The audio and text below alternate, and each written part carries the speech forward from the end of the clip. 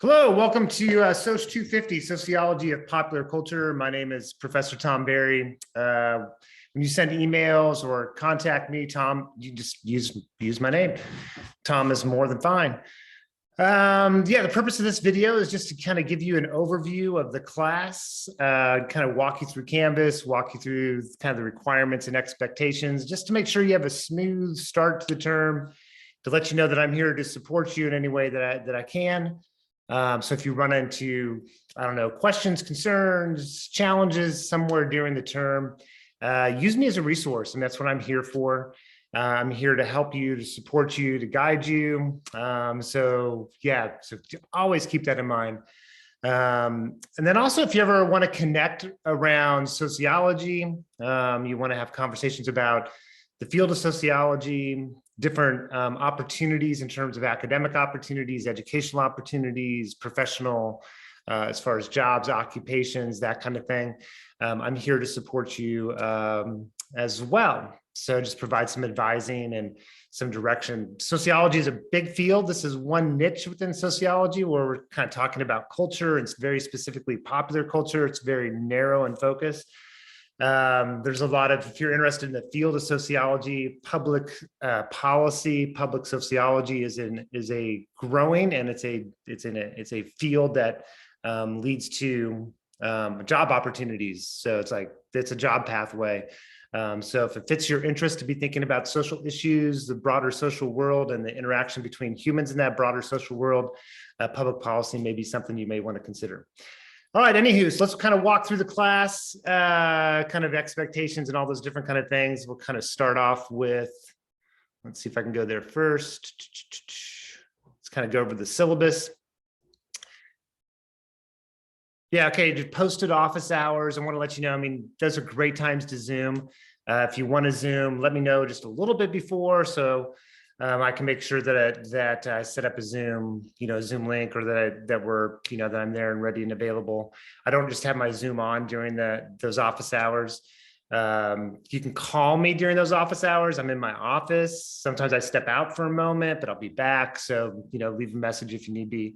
But I am on campus during those time periods. I am in my office during those time periods. If you want to meet sometime outside of that, let me know. Even if it's the weekend, don't hesitate. We can make things happen. Okay, so let's look at the learning outcomes for the class. Basically, the idea is that we're going to dive into main sociological theories. So in some sort of ways, this class is helping to facilitate an understanding of sociology, its main theoretical traditions, and their applications for us into popular culture. If you've taken Intro to SOC 201 before, great. If you have not a problem. I assume that everyone in the class has not taken 201, so I structure it so that 201 is not a requirement for the class. Okay, so we're going to examine, differentiate between the different theories of sociological theories of popular culture. Then we're going to take our theories and apply them to popular culture. Then we're going to examine relationships between kind of history and contemporary society, things that shape and influence our values, our institutions, and things that are related to popular culture. And then analyze the ways in which popular culture influences our identities. Okay, I'll give you like a quick example. I'm wearing the shirt WKRP in Cincinnati.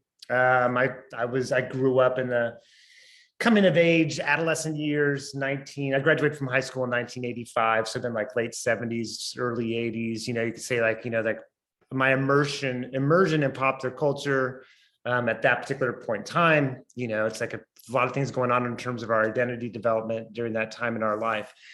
Anyway, so this show, WKRP in Cincinnati, part of popular culture. It's a show that, I don't know, it wasn't like the only show I watched where it was like, but it was a funny show. I enjoyed it. It was entertaining, all those different kind of things. But I look back on it now, look at through my lens, my sociological lens, think about, the gender dimensions. Lonnie Anderson, this blonde bombshell, she was the secretary or the administrative assistant at the radio station. So this sort of sexualization, the female body, sort of think about that, sort of being an adolescent male watching this show, picking up ideas of gender. Then you have, there's Johnny Fever, who was one of the radio DJs, who was like a 1960s hippie, kind of guy. And then you had Venus Flytrap, African-American DJ, just even think the fashion and the dress, the difference, there's racial dimensions of the show. So there's a lot of other things. So there's entertainment. And in addition to entertainment, that show is a reflection of culture at that particular moment, some things within culture at that moment in time. It's also a way of shaping audience perception. So entertainment is really powerful because it shapes our understanding. It shapes our understanding of the social world. So part of this investigation, I think, popular culture is a really powerful one because it allows us an opportunity and an insight into gender, class, race, other dimensions of social life, and start to unpack some of the world of visual representations and the ideologies or beliefs that are behind that have such a profound influence on our ways of life. So I hope you find, I think, students throughout the course, throughout the course of the term, become more and more aware of like all those different things that are going on in the social world. I think most students find the class really valuable, interesting and engaging. And I've structured the class hopefully to make it really engaging for you. Okay, so that's kind of like a little bit just about the outcomes of the class, kind of the general direction. As far as grading for the class, there's the attendance requirement due by Wednesday at noon, this Wednesday at noon. If you don't complete it by that time period, you are dropped from the class. And then if there's somebody on the waiting list, I put them in the class. So make sure you complete that by noon. And I would encourage you to complete it by Monday or Tuesday night, just because if you run into a problem, like on Wednesday, if you get to jump on a Wednesday at 11:30, you run into some technical problem, I may not be able to be there to help you figure that out before noon on Wednesday. Then we have these group discussion boards and posts that happen at post 1 week and responses the next week. Last term, I generated groups starting in week 2 and maintained those groups throughout the course of the term. I asked students at the end of the year or end of the term, said, okay, would you rather have had different group members the second half versus the first half, or did you appreciate having the same group members throughout the course of the term? The significant majority appreciated having the same group members throughout the course of the term. So I'll probably keep up with that format. This way you get to kind of know each other a little bit more, and it makes it a little bit more personable. But usually the posts are an area of application, providing examples and illustrations of content. So I'll give you a document in week 2, just explaining the group discussion board requirements and expectations. And then other than that, basically the format every week is there's a summary over any readings, podcast summaries, videos, anything that's going on, like the content level. And then there's an assignment over the lecture, kind of covering the lecture video that's posted online. And then there's a final exam. And the final exam is just an essay style final exam of the main theories or the main takeaway points from the course of the term. So that's kind of like our assessments for the class. You can read the details if you want. Some resources available to you to make sure you're aware of. So if you have questions about technology and need some help for whatever area of technology, there we go. Whatever area of technology, resource valuable. If you have a documented disability, let me know so I can make the appropriate accommodations.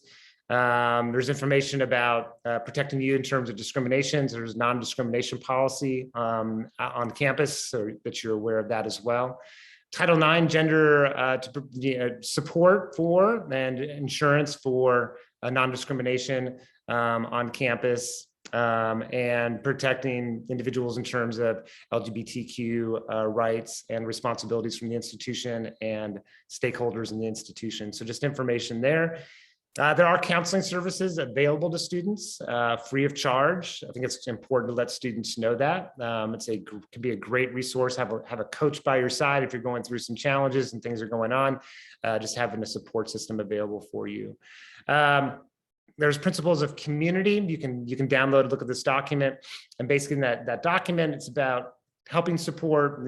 One of our principles of community are supporting an inclusive environment where people's voices are valued and respected, and a safe learning environment where people feel free to express their ideas without being unduly criticized and alienated from the class. So it's respecting the dignity of people in the class and in promoting empathy and understanding and promoting a sense of inclusion. And that becomes important in this, I mean, in every class. In this class, in our group discussion boards, is probably going to become the most important area in space. Just keeping in mind that you have individuals that have different life backgrounds and experiences. I mean, always own, feel free to forge your own opinions and your own ideas about subject matter, and also being aware that other people may have different viewpoints and perspectives, and to support the engagement and critique of ideas versus disputing people and disputing others. We also have safe zone training on campus. So if you're interested in training on campus or training regarding, just thinking about just creating safe spaces for individuals on campus, LGBTQ community primarily, for the safe zones trainings, but I think it's applicable to all of us and our gender and sexuality. We come into a space, right? We bring our life histories, and this training can be valuable to you down the road as well, in terms of thinking about inclusion and creating inclusive environments in the workplace, family home, wherever it may be. Need to let you know you do not have insurance for the class.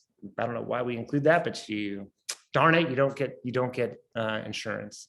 There are basic resources. This is a great resource, I think, for individuals, housing, food, just sort of things that, the fundamental living needs. If you run into any challenges, there's a great resource on campus to contact to get kind of connected with other resources in the community. So if you're ever in a struggle, you have a lot of resources, right? Me, Advising Center, Counseling Center, basic resources. So just access resources.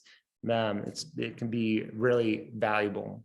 And then academic honesty and plagiarism. So this is a class that's primarily writing, right? There's no objective, true, false, multiple choice exams. So do your own work is critical. You may want to look outside at other resources that are available online. If there's a content that we're talking about cultural appropriation, or we're talking about cultural reproduction or something like that, and you're like, it's pretty, Professor Berry was pretty clear, but I'm still confused. And you go out and start looking for more information. You find some documents with information. I mean, always when you write it, put it in your own words. I mean, that's the best thing, right? It protects you in terms of plagiarism. It's pretty straightforward. Put it in your own words. The challenge becomes when you're like writing, you see something next and you start writing, and you're kind of going back and forth. Just always use your own voice and try to resist the temptation to be, I think oftentimes students inadvertently start to plagiarize without even knowing they're doing that. I mean, sometimes it's obvious for sure, but sometimes students don't, it's just learning new ways or developing the skill of writing. So do your own work. If you have any questions, let me know. Everything you turn in goes through Turnitin. It does its plagiarism check through Turnitin. So it provides notification for me if there's areas or there's information that may be plagiarized. Okay, then here's the schedule. I'm not going to walk through every week of the schedule. Basically in Canvas, I break down week 1, week 2, week 3, you'll see here in a second. And it's basically taking this syllabus and putting it into a grid format. You can have this, printed off so you can have it, and you can follow through the class. You just got a nice document with the class schedule. That's all good. I encourage you to create a schedule for yourself, stick to the schedule. That's like the key for success in an online class is, you have to create a schedule. I mean, you're going to class, right? And it's going to be, I'm going to do SOC 250 on Tuesdays from 11 until 1, or 11 until 2, let's say. And then I'm going to jump back in on another day and do the assignments, finish the assignments, and give yourself enough time. And you'll figure out the rhythm of the class by week 3, week 4. I keep the structure of the class the same every week, so it's not trying to learn something new. By the third week, end of the third week, you'll have done everything that we needed to do as far as been introduced to assignments that we're going to do. So week 2, there's going to be a discussion board. Week 3, there's a response to your discussion board mates. And then that repeats. So it just keeps the structure simple. So it keeps, I think that's important for an online class as well. Okay, so let's kind of go to, oops. let's go to Canvas. Here we go. So you got in your Canvas, you'll see a dash, you'll see all your classes you're registered in. One thing to consider, and that'll go away here in a second. Here we go. Get this out of the way. Is to go here to account. Let's see if I can follow here. Account, go to notifications, go to settings. And in settings, you can change the ways to be contacted, the method and the ways to be contacted. You can change your email address. You also can change the methods to be contacted. So you can use your cell phone or messaging system email. And I encourage you to do that for a few different reasons. One of them is when I post an announcement, and I won't be posting stuff every day, so you're not going to get inundated from stuff from me. But when I post information, you'll get notification, and so it just can be helpful that you're aware of what's going on, or things that are, I believe when things are graded, you also get notified right away, so that can be helpful. And the other part is group discussion. I don't know this for sure, but I'll find out. But I believe in your group when you get in week 2, when you get into a group, you can set up notifications and group in the discussion board as well. So when your group members make a comment or make a post, you get notification, and you can open it up on your phone right there. I mean, it's just a nice way to kind of be able to engage, but also just sort of like everything's much more immediate that way. So I encourage you to do that. If you have any questions about that, let me know. Here's our class, SOC 250. I'll break it down to this grid. Click on each week. It takes you to the weekly folder. There's a little bit of a blurb here about my background, how I got into sociology. My pathway was really windy. I have a speech communication background. Originally, I spent time in social work for a period of time, and then eventually started teaching sociology, fell in love with it, and pursued the field of sociology. So kind of an eclectic background. There's a little bit of information here, just sort of about the course. I encourage you to kind of read that over, just about the value, the importance, like what's popular culture, examining popular culture, its benefit to us individually, but also the broader, to be a citizen in the world, right? And to be an engaged citizen requires being aware of institutions and process and culture, things that are going on in the world around us. Here's the syllabus. The video, of course, will be here. And then we go down into the week 1. So every week I provide an overview of things that are going on for the week, and all the requirements, that kind of thing. So you have sort of a nice overview. The video lectures out there every week. I put the PowerPoint out there because sometimes I put hyperlinks, and the hyperlinks may be helpful to you if you want to go check them out. I cannot show like links to YouTube videos during my videos because it's copyright infringement. But anyway, the PowerPoints are out there. You do have the first week, you have the attendance requirement. It's due by noon on Wednesday. So you click on this and it takes you right to it. You can let's see if I can go there now. I can't go to student view. Well, I guess I could go to student view and see what it looks like. Yours will look something like this. And then boom, here, click discussion. You can put, and it'll go from, then you can just type in your response. And you just put right here in the topic is your name and introduction. And then you can type your information there. So for the group discussion, what did I say here? Oops, go back. Basically just, I got to change out of this view. Hold on.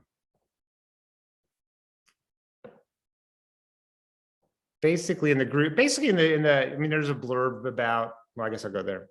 So provide some information about yourself just so I can get to know you a little bit, or your classmates get to know you a little bit. Just kind of what are your academic career goals, hobbies, interests, things that you hope to gain from the course. I'm always interested about that. It's like, why are you taking the class, and what do you hope to gain from taking the course?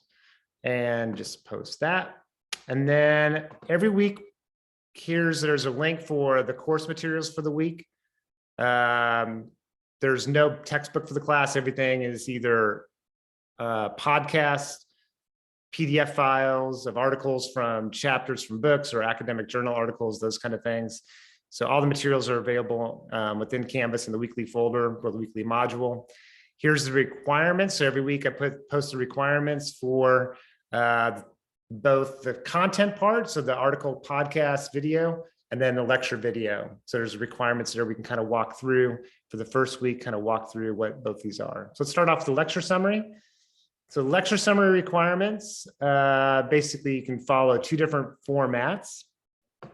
The goal of the lecture summary review is just to ensure engagement with the lecture content, that you're getting grounded in fundamental concepts and theories and ideas to build that foundation that you're basically developing your analytical skills to examine the world of culture, popular culture, and our place within it. So one format, I've used this in the past, is summarizing the themes. So in each lecture, there's different themes that are identified: theme 1, theme 2, theme 3. I identify the theme, and then I kind of walk through some content. You can summarize the theme, and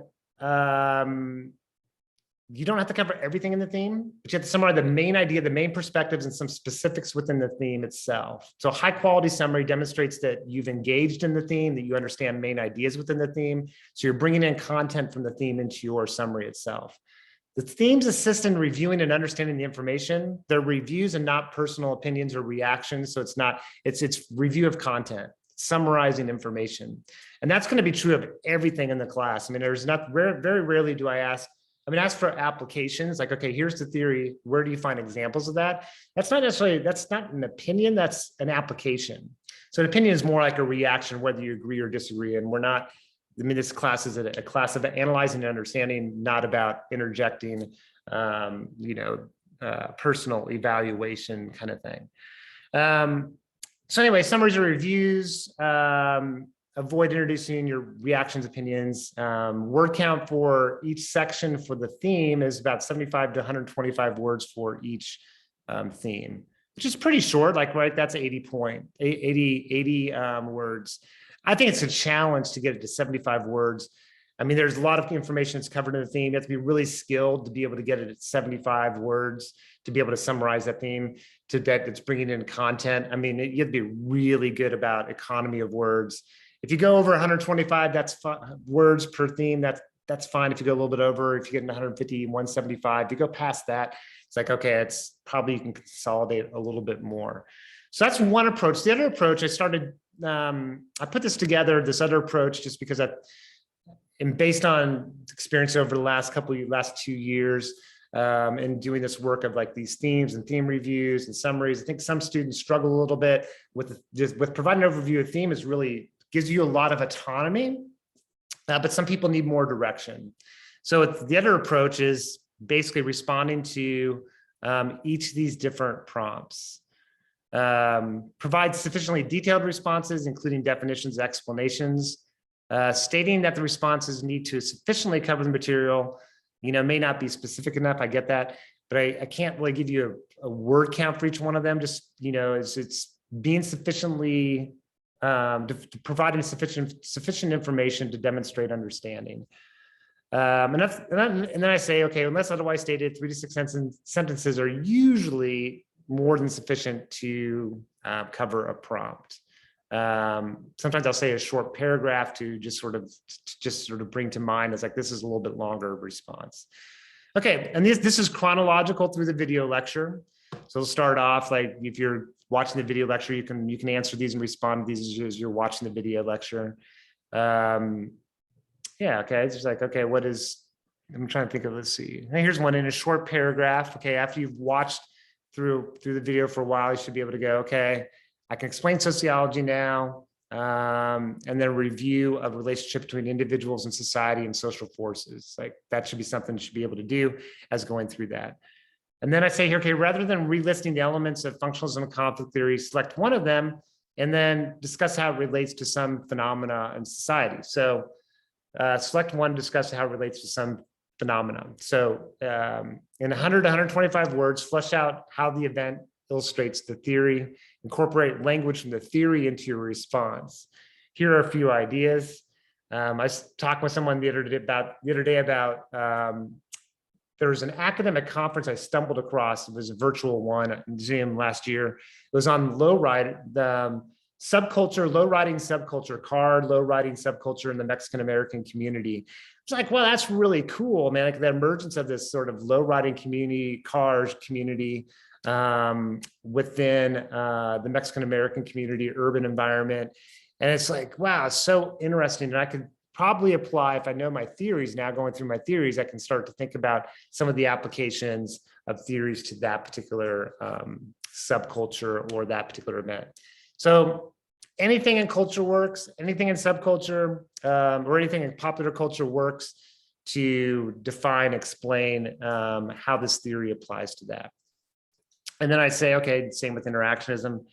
Anyway, I provide these prompts, and these prompts are just ways to engage in the material and just make sure that they're sufficiently detailed in length to go over those theories.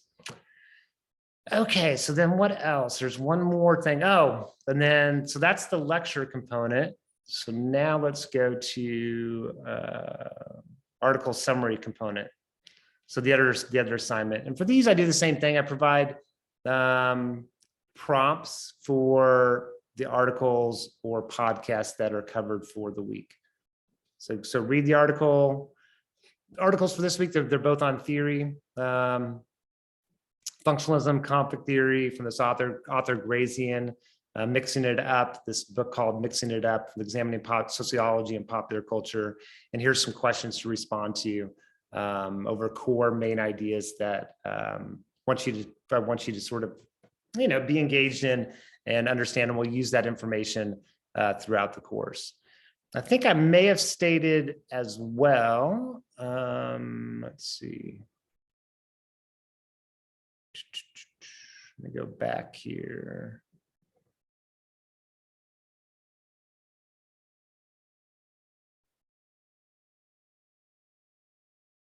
Okay, yeah, this one right here too. So this is not required, this reading, but it's, I think, really important. It gives you a grounding into what the three main theories are in sociology. It's a pretty short article. I can't remember, like 5 pages long. Walks you through functionalism, conflict theory, interactionism, and you get the basic foundations of theories. It's accessible. It's written in a way for a general audience. I think that's really valuable. You can also, YouTube, there's so many videos out there just walking through the 3 different videos. Crash Course in Sociology always has she does a great job of kind of putting together the main ideas, concepts, ideas, theories. The Khan Academy, KHAN, is also another valuable resource, but there's a lot of them out there about sort of the 3 main sociological theories. Okay, so I think that is it. So again, welcome to the class. My name is Tom Berry, Professor Berry. Call me Tom. If you have any questions, let me know. Anytime throughout the course of the term, I'm here to support you in any way that you can. My goal is to help you become successful in the class. I do not want to, I set up the class in order to achieve that. If something comes up, let me know. I can be accommodating to a certain point, but I have to be consistent for students throughout the class. If things do come up, if health issues come up or problems come up, you need to let me know as soon as possible. That way we can kind of just be engaged in the conversation, like figure things out. The due dates are due dates. Everything's due end of Sunday night by midnight, 11:59 p.m. So your weekly assignments, discussion board posts, they're all due by that time, except this attendance requirement, which is due this Wednesday by noon. So, and that's consistent throughout the course of the term as far as everything, 11:59 at the end of the week on Sunday. So create a schedule, stick to it. Look forward to working with you throughout the course of the term. Oh, one more thing, in the discussion board, I was chatting with our people and with our support folks in e-learning and asking about sending video content for submissions for assignments and or for discussion board. So kind of looking into that, and I'll provide some information about that. I think it'd just be another way to be able to connect with each other in the class. Anyway, neither here nor there. Have a great rest of your day. Welcome to the class. Best wishes for the start of the term, and enjoy the first week.